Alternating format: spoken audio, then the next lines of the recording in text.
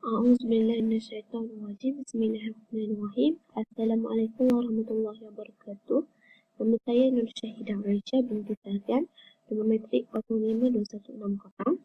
Okey, hari ini kumpulan kami akan membentangkan satu syura negatif iaitu yang bertajuk Ar-Rahtu min Qaum Thamud Yatamaruna ala Saleh alaihi salam.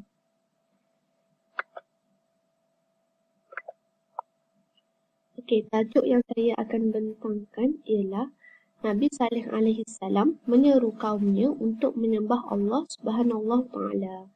Okey, yang pertama, isi yang terdapat daripada kitab tafsir Maudhu'i iaitu Nabi Saleh alaihi salam menyuruh umatnya kaum Thamud untuk menyembah Allah sahaja, mentaati dan melaksanakan apa yang telah diperintahkan oleh Allah.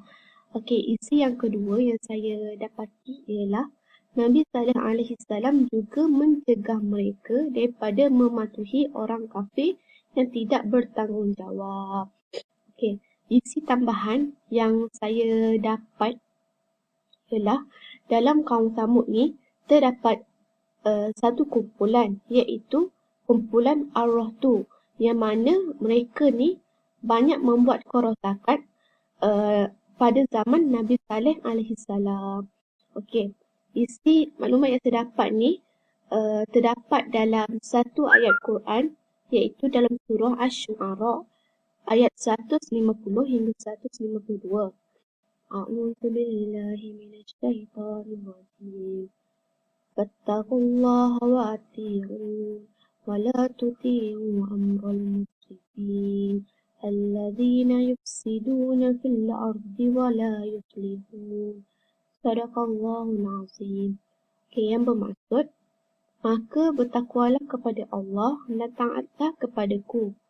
Dan janganlah kamu mentaati perintah orang-orang yang melewati batas, yang membuat kerosakan di muka bumi dan tidak mengadakan perbaikan. Okey, itu sahaja daripada saya.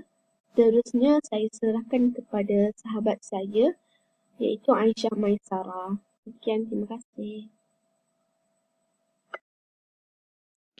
Bismillahirrahmanirrahim. Assalamualaikum warahmatullahi wabarakatuh.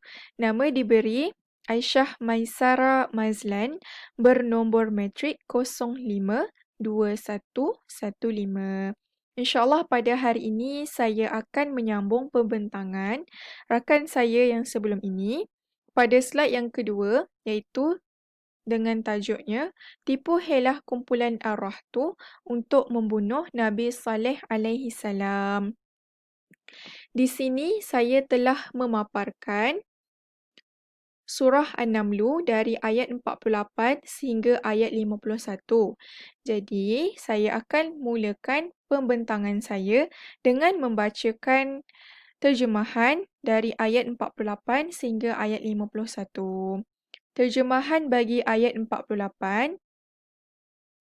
Dan di bandar itu, ada 9 orang lelaki melakukan kerosakan di bumi. Mereka tidak melakukan kebaikan. Sebelum ini, rakan saya telah menyatakan tentang 9 orang lelaki dari kumpulan Ar-Rahtu. Okay, kumpulan Ar-Rahtu ini, mereka adalah dari kaum Samud. Kaum Samud tu besar dan di dalamnya terdapat satu kumpulan dinamakan kumpulan Ar-Rahtu. Dan di dalam kumpulan Ar-Rahtu ini terdapat 9 orang ahli kumpulan dan ke-9 orang ahli kumpulan itu ialah orang lelaki. Mereka ini dikatakan kumpulan yang paling banyak melakukan kerosakan di bumi. Okey, seterusnya terjemahan bagi ayat 49. Mereka berkata, bersumpahlah kamu dengan yakni nama Allah bahawa kita pasti akan menyerang dia bersama keluarganya pada malam hari. Kemudian kita akan mengatakan kepada ahli warisnya, yakni bahawa kita tidak menyaksikan pembunuhan keluarganya itu dan sungguh kita orang yang benar. Seterusnya pada ayat 50, dan mereka membuat tipu daya dan kami pula menyusun tipu daya sedang mereka tidak menyedari. Dan terjemahan bagi ayat 51 iaitu ayat yang terakhir, maka perhatikanlah bagaimana akibat daripada tipu daya mereka, bahawa kami membinasakan mereka dan kaum mereka semuanya. Okey. Daripada ayat 48 sehingga ayat 51 terdapat beberapa isi penting yang saya telah nyatakan di sini. Okey. Pada ayat 48 saya telah terangkan sebelum ini dan rakan saya juga telah menerangkan sebelum ini bahawa kumpulan arwah tu itu terdiri daripada 9 orang lelaki yang sering melakukan kerosakan. Seterusnya kita lihat pada isi yang pertama. Kesembilan-sembilan arwah tu itu berkumpul untuk merancang pembunuhan Nabi Saleh alaihi salam. Okey, isi yang kedua, mereka menyerang rumah Nabi Saleh alaihi salam pada waktu malam dan orang sedang tidur. Dan isi yang ketiga, kemudian mereka akan membunuhnya dan seluruh ahli keluarganya. Okey, ketiga-tiga isi yang saya sedang bacakan sekarang ini, jika kita lihat pada skrin, okey. Okay, 1, 2 dan 3 isi yang pertama ini ialah terdapat pada ayat 49. Pada ayat 49 bahawa mereka telah merancang. Okey, apa rancangan mereka, iaitu mereka ingin menyerang rumah Nabi Saleh alaihi salam pada bila? Okey, pada waktu malam. Kerana apa? Kerana pada waktu malam orang tidak menyedari. Kerana ketika itu orang sedang tidur. Dan isi yang ketiga, kemudian mereka bukan sahaja membunuh Nabi Saleh alaihi salam, tetapi mereka juga merancang untuk membunuh keseluruh ahli keluarganya. Okey. Seterusnya kita lihat pada isi yang keempat. Isi yang keempat ini, mereka meninggalkan rumah itu tanpa ada yang mengetahuinya. Okey. Isi yang keempat ini kita dapat lihat pada ayat yang ke-50 surah An-Naml, iaitu dan mereka membuat tipu daya. Apa tipu daya yang mereka buat? Okey, tipu daya yang mereka lakukan ialah mereka dah bunuh Nabi Saleh alaihi salam, bukan setakat Nabi Saleh alaihi salam tetapi juga ahli keluarga Nabi Saleh alaihi salam. Dan tipu daya yang mereka lakukan ialah mereka tidak mengaku bahawa mereka melakukan pembunuhan tersebut. Itu adalah tipu daya yang mereka lakukan. Lalu, apa yang terjadi pada Nabi Saleh? Okay? Nabi Saleh dan juga ahli keluarganya, dan apa pula yang terjadi kepada kumpulan arwah tu tadi? Adakah tipu daya mereka itu berjaya ataupun sebaliknya? Itu telah diterangkan pada ayat 51.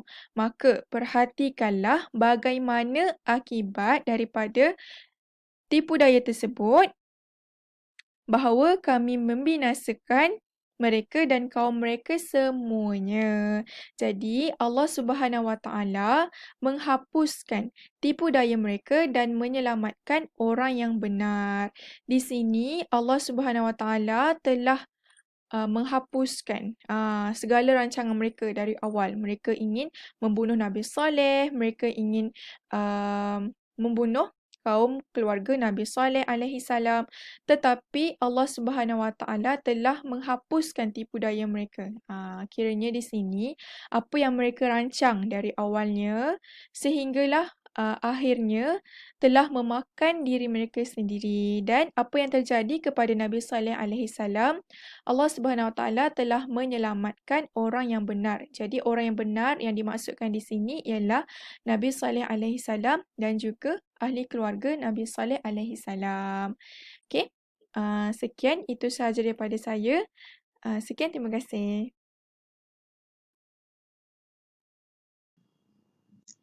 Bismillahirrahmanirrahim. Assalamualaikum warahmatullahi wabarakatuh. Nama saya Nur Ain Natasha binti Syamli, nombor mesrik 052152.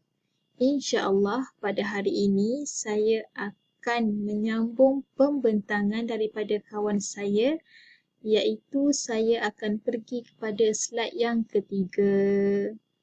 Slide yang ketiga adalah tentang pengajaran daripada kisah Nabi Saleh alaihissalam. Jadi pengajaran yang boleh kita ambil daripada kisah Nabi Saleh alaihissalam ni adalah yang pertama, kita haruslah mempunyai sikap yang bertanggungjawab. Yang mana Nabi Saleh alaihissalam ni dia bertanggungjawab akan umat dia. Nabi Saleh alaihissalam dia menyuruh umat dia untuk mentaati, untuk menyembah dan untuk melaksanakan apa yang telah ditetapkan oleh Allah Subhanahu Wa Taala. Jadi kita sebagai umat dia haruslah kita taat akan perintah pemimpin kita, yang mana dengan cara kita taat, kita patuh akan perintah pemimpin kita, sekaligus kita dapat menghormati dan menerima apa yang telah dilaksanakan olehnya.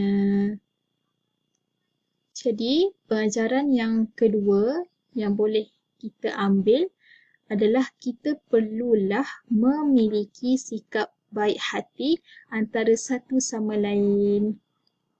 Berdasarkan kepada kisah Nabi Saleh alaihissalam ni, kita janganlah menjadi seperti kumpulan arah tu, yang mana kumpulan arah tu ni mereka berkumpul ramai-ramai untuk merancang pembunuhan Nabi Saleh alaihissalam.